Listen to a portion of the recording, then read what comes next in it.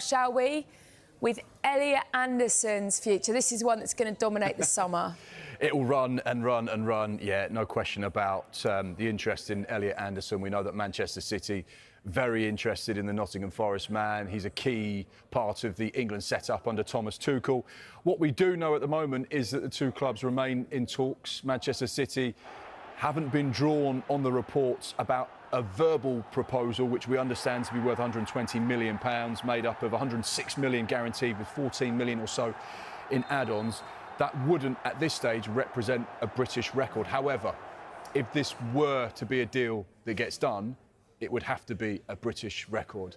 We know Evangelos Marinakis is a hard taskmaster when it comes to negotiating transfer fees, and he will see Elliot Anderson as his prize asset, and he will not want to let him go on the cheap. So the talks continue between the two sides. You get the feeling, though, that with the World Cup in the middle of this transfer saga, it may just drag and drag. And Marcus Rashford's Barcelona option actually expires today, doesn't it? What does that mean for the England star?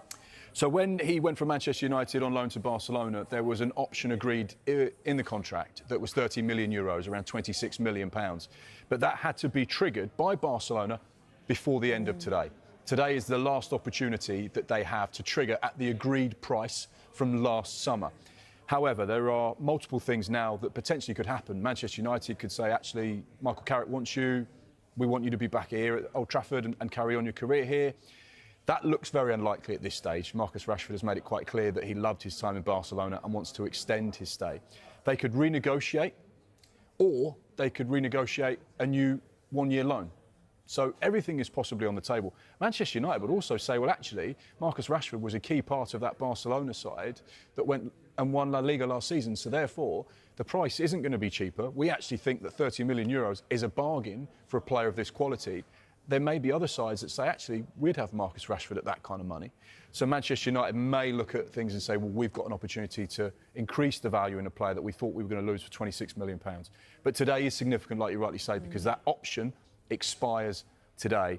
You get the feeling that he will not be at Manchester United next season and that Barcelona probably is likely destination, but as we know, they just have to be creative financially. Yeah, because they've already got Anthony Gordon. Right, you've been taking questions from readers, haven't you, on the Sky Sports app this morning. They are particularly interested in Arsenal's wingers. Yeah, so we've got a really good opportunity for football fans to pose questions to us here at Sky Sports. It's on the skysports.com website and the Sky Sports app, and they basically can ask whatever they want, within reason, of course, and we will try and find the answers or give the answers. There has been a lot of people that have said, right then, what's going on with Arsenal? Premier League champions, but are they going to strengthen, and where are they going to strengthen? The one position that most Arsenal fans want to see strengthened, first of all, is at left wing.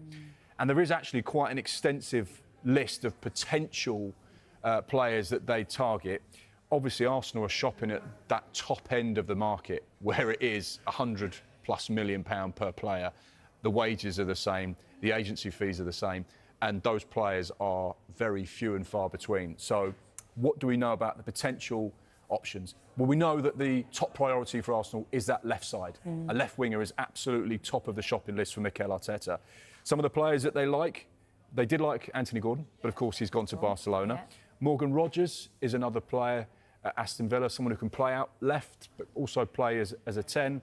Bradley Barcola, PSG. What's interesting about him is that PSG want him to stay. However, he is very frustrated at not starting the Champions League final, and he feels that it's time to move on. PSG will say otherwise, but Bradley Barcola is another player worth keeping an eye on. Yan Diomande as well, just 19 years old, Ivory Coast international, RB Leipzig, absolute superstar in the making. Yeah, and Diomande is one of those World Cup players, isn't he, that has shot, well, we expect to shine, and it's an amazing shot window. And along with him, who else do you think could emerge as this World Cup where people... I mean, we were just talking to Alan Smith about a certain Moroccan 18-year-old, which I'm sure is on your list as well. Yeah. But those are the sort of players that we sit up and take note of. Yeah, Ayoub Boadi is another one of Lille, central midfielder, played in that game against Brazil where they drew 1-1. This is the great thing about World Cups, is that you can have, especially when you've got 48 sides, you can have a number of players that this time last week you had never heard of, and suddenly they light the World Cup up. And that's what's so brilliant about this, is because you have the biggest stage of all to show how good you are as a player.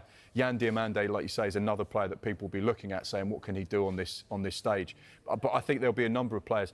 What you have to be conscious of and careful of is, this is a transfer window that has probably been 6-12 months in the making for most Premier League sides. They don't just come to the summer and go, who should we sign? Although sometimes it does look it does look like that. But they would have planned what they intend to do. Probably about 80% of their business would have been planned probably from January or even before that. So suddenly being reactive to a player that lights up the World Cup, not necessarily the right thing to do, because they also know that if someone goes to the World Cup, plays really well, the price tag is 2, 3, 4, 5 times more what it would have been than before the World Cup. So, yeah, always fascinating to see what happens. But, yeah, like you say, 2 of those players will certainly be on the list. It'd be interesting to see what happens. But it's keeping us gripped. And now with the window open, day one. Day one. As we know, anything's possible. How many days to go? 78.